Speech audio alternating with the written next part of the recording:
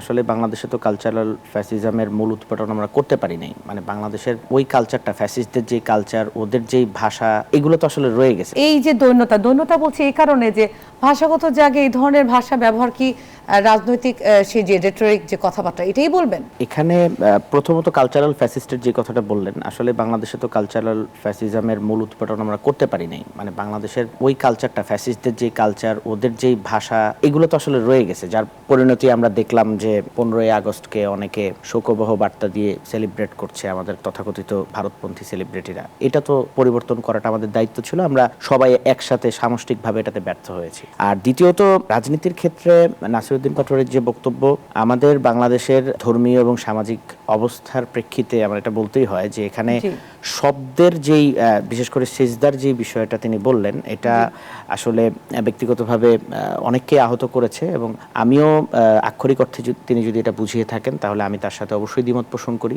আসলে এই জায়গাটা অবশ্যই পবিত্র একটা জায়গা, সেজদার মতো কোনো শব্দ এখানে প্রয়োগ করাটা উচিতই হয় নাই। তবে এখানে আমাদের পলিটিক্যাল রেটরিকের জায়গায় একটা বক্তব্য আমরা এইভাবে দিই যে অমুকের কেবলা হচ্ছে এটা, তমুকের হচ্ছে এটা। তো সেই কেবলার অর্থ তো আসলে যেদিক ফিরে আমি নামাজ পড়ি তা না, সেটা হচ্ছে আমার রাজনীতিতে আমি আসলে কাকে অনুসরণ করছি সেই জায়গাটায় আমি কেবলার কথাটা বলি। তো এইরকম যদি অর্থ হয় তাহলে তো কিছু শঙ্কা তৈরি হয়েছে যে আমরা কি লন্ডন বৈঠকের পর এরকম কোনো পরিবেশ দেখতে পাচ্ছি কিনা যে বাংলাদেশের রাজনীতিতে একদম অন্তর্বর্তীকালীন সরকার থেকে নিয়ে শুরু করে সবাই একই টোনে কথা বলছেন, অর্থাৎ আলোচনায়, ডিসকাশনে আমাদের যেই ডিসপিউট হওয়া বা একটা মতবিরোধের মাধ্যমে বা আলোচনার মাধ্যমে একটা সমাধানে পৌঁছানোর চেষ্টা করা, যেটা ঐক্যমত্য কমিশনে করা হচ্ছে, এবং নিরপেক্ষতা বজায় রাখা অন্তর্বর্তীকালীন সরকারের জায়গা থেকে, সেগুলো আসলে ঠিকঠাকভাবে হচ্ছে কিনা সেই প্রশ্নটা তো আসলে আসছে লন্ডন বৈঠকের পর থেকে।